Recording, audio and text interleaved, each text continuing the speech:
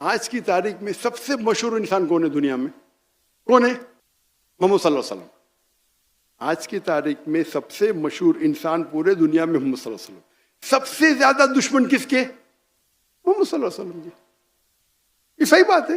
قرآن کی آیت ہے کہ ہم ایک دشمن رکھیں گے رسول کے لیے. قرآن کی آیت ہے بھائی.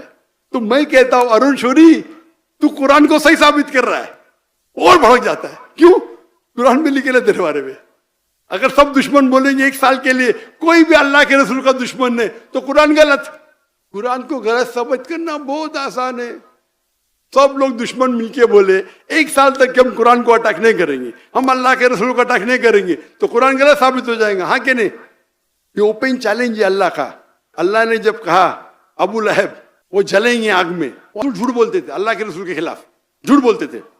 اس نے کیا بولا؟ سفید کالا, کالا سفید, اتنے جھوٹ